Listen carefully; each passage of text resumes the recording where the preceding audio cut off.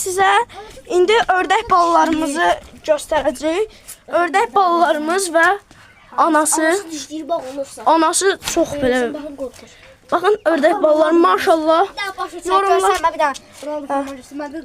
Yorumlara Görürsünüz dostlar, Ronaldo. Məndə də var, çək.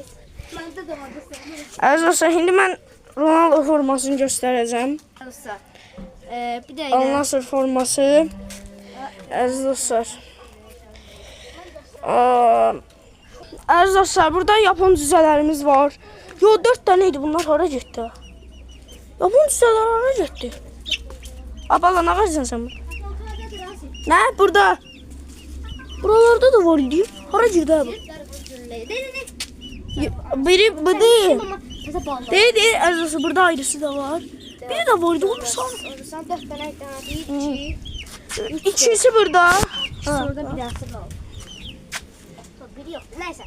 Sonra çıxdı. Əziz dostlar, indi sizə belə danaları göstərirəm. Onlar göstermişim ama yine de göstereceğim. Tezeceğim. İndi əziz dostlar, girək rahat göstərim sizə danaları və o tərəfdəki ördək balalarını da sizə göstərəcəm. Bizim gözəl kəndimizdir də. Oy, baxın bu təzə. Bu təzə olanlardandır. Əziz dostlar, indi burada da gördüyünüz kimi inəklər axşam gələcək. Burada da su var, suların içəcəklər inşallah. Burada da buzoğlardır, hə mi? Hə, yeni buzoğlardır. Ay maşallah. Əziz dostlar, yorumlara maşallah yazmağı da unutmayın. İndi sizə o tərəfdəki ördək balalarını da göstərəcəm. Ördək balaları çox belə çölə çıxmaq istəyirlər. Ancaq bu anası dişləmir. Maşallah. Əziz dostlar, yorumlara maşallah yazmağı dediyim kimi unutmayın. Gerçek çıkıyor. İndi çox xoşladığınız Yapon xoruzumu göstərəcəm və Alexi də sizə göstərəcəm. Hə. Net.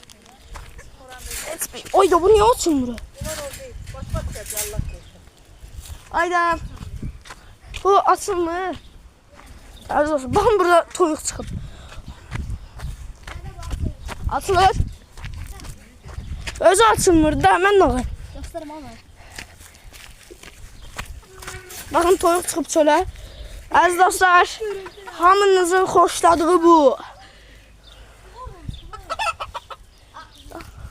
Lal ördəyi hanı? Baxın.